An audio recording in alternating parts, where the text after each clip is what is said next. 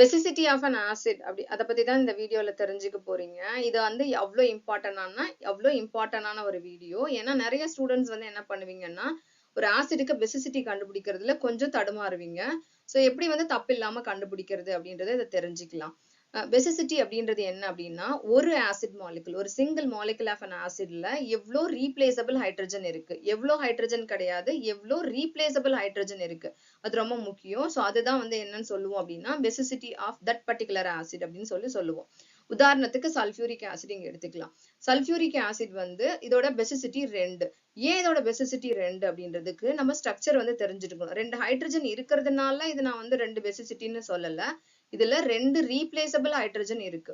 2 replaceable hydrogen எதை நான் சொல்றேன் அப்படின்னு சொல்லி பாத்தீங்க அப்படின்னா இந்த 2 ஹைட்ரஜனும் ஒரு எலக்ட்ரோ நெகட்டிவ் ஆக்சிஜனோட சேர்ந்திருக்கா. இங்க பாருங்க, இங்க ஒரு ஆக்சிஜன், இங்க ஒரு ஆக்சிஜன், அதாவது ஆக்சிஜனோட இந்த 2 ஹைட்ரஜனும் சேர்ந்திருக்கு. இவங்க 2 பேரும் ரீப்ளேசபிள் ஹைட்ரஜன். சோ அதே மாதிரியே பாஸ்போரிக் ஆசிடோட ஸ்ட்ரக்சர் இப்ப வந்து பாத்தீங்க அப்படின்னா பாஸ்பரஸ் வந்து சென்ட்ரல் ஆட்டம், அது P double bond O. Phosphorus மொத்தம் எத்தனை பாண்ட் மேக் பண்ணும்? 5 பாண்ட் மேக் பண்ணும். சோ எத்தனை ரீப்ளேசபிள் ஹைட்ரஜன் இருக்கு அப்படின்னு சொல்லி பாருங்க. இங்க எத்தனை ரீப்ளேசபிள் ஹைட்ரஜன் இருக்கு? இங்க 1 2 3 மூணுமே எப்படி இருக்குது? எலக்ட்ரோ நெகட்டிவ் ஆட்டமோட சேர்ந்திருக்கு. சோ இதை ரீப்ளேசபிள் ஹைட்ரஜன் சொல்லுவோம். இதோட பாஸ்பரிக் ஆசிடோடைய பேசிசிட்டி வந்து 3 அப்படின்னு சொல்லியிருக்கோம். சோ ட்ரை பேசிக் அது. சரியா? சோ அடுத்தது நான் இப்போ உங்களுக்கு புரியணுன்றதுக்காக இன்னொரு மாலிகுல் இதுல கொடுக்கல, இன்னொரு மாலிகுல் நான் எழுதுறேன்.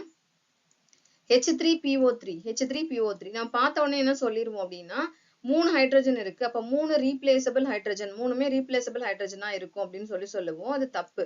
சோ இங்க வந்து பாருங்க, பாஸ்பரஸ் வந்து central atom, double bond O, single bond O, H, single bond O, H. Phosphorus சுத்தி மொத்தம் எத்தனை பாண்ட் இருக்கணும்? 5 பாண்ட் இருக்கணும். சோ கவுண்ட் பண்ணுங்க, டோட்டலா எவ்வளவு பாண்ட் இப்ப வந்திருக்கு? பாஸ்பரஸ் சுத்தி 5 பாண்ட் வந்திருக்கு.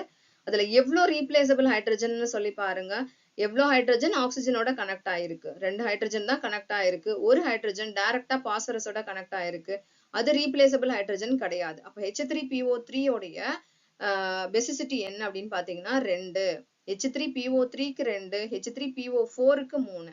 இதே மாதிரியே இன்னொரு உங்களுக்கு ஒரு அசைன்மெண்ட் கொடுக்குறேன். இந்த மாதிரி செக் பண்ணி பார்த்துட்டு உங்க ஆன்சரை கமெண்ட்ல சொல்லுங்க. கொஸ்டின் என்ன அப்படின்னு சொல்லி பாத்தீங்க அப்படின்னா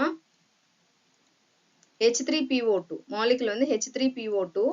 ஸோ H3PO2ல எவ்வளோ ரீப்ளேசபிள் ஹைட்ரஜன் இருக்கு அப்படின்னு சொல்லி நீங்க எனக்கு கமெண்ட்ல வந்து போஸ்ட் பண்ணுங்க.